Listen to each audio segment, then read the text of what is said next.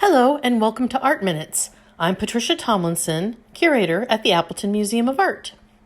Today, I wanted to introduce you to a really wonderful piece. It's one of the most important pieces in our Asian collection. It is a very large jar, a decorative jar, made of bronze with gold, silver, and tortoiseshell. And I'll get to that tortoiseshell part a little bit later. When we look at the piece, we see that there is a male crouching figure at the top holding something. And then as we travel down the body of the piece, we see animals. We see an animal in some swirling forms at the top. And then we see an animal at the bottom snarling and crouching in what appears to be some vegetation. So let's take a closer look at this. The form at the top is a dragon. And those of you who have studied medieval dragons from European history will find this a little bit different than the dragons you know and love. Most Asian dragons do not have wings, so they do not look like a lot of the dragons that we know from science fiction and science fantasy. He's very long, snake-like form, and as you can see, he has wonderful long claws and horns. Dragons in Asian art usually have horns. When we travel down the body of the piece, as I mentioned earlier, there is a crouching feline figure, and when we look at it more closely, we can see that that is a tiger.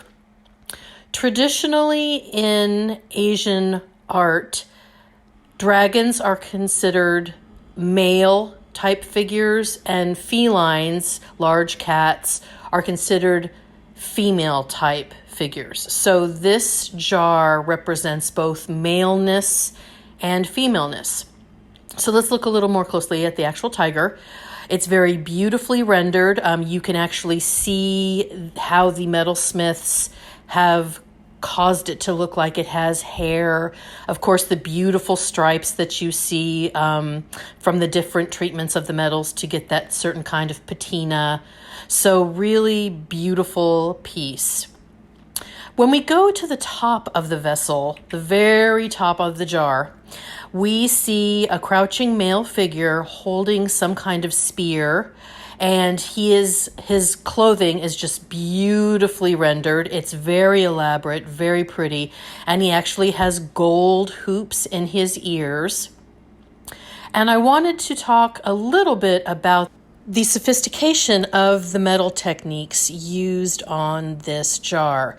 It was created during the Meiji Restoration when the class system in Japan was abolished. One of the major signifiers of the samurai class was, of course, the famous samurai swords. Because of the abolishment of this caste system, sword makers no longer could make swords. So these former sword makers ingeniously started creating decorative, high-end metal objects for the home. So all of the wonderful techniques that they have had perfected through centuries were now being exhibited in these decorative objects. And this particular piece was made by Suzuki Chokichi, who was one of the premier metalsmiths in 19th century Japan, absolutely one of the best. So we are very thrilled and very lucky to have it. Now I want to go back to the tortoise shell that I mentioned earlier.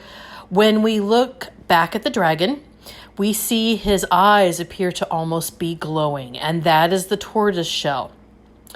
Of course, now you can't use tortoise shell. The tortoise that it is taken from, traditionally the hawksbill turtle, is highly endangered, so they are absolutely not allowed to be killed, and their shells are not able to be fashioned into anything. But in the 19th century, those bans were not in existence yet, and tortoiseshell was used decoratively. So when the light hits it just right, you can see the glowing eyes of the dragon. And then also you can see the glowing eyes of the male crouching figure at the top of the piece.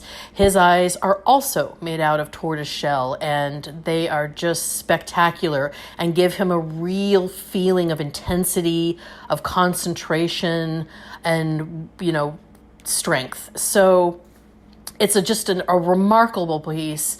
We are thrilled to have it, and I am absolutely thrilled to share it with you. Thank you so much for listening to Art Minutes, and I hope to see you again soon.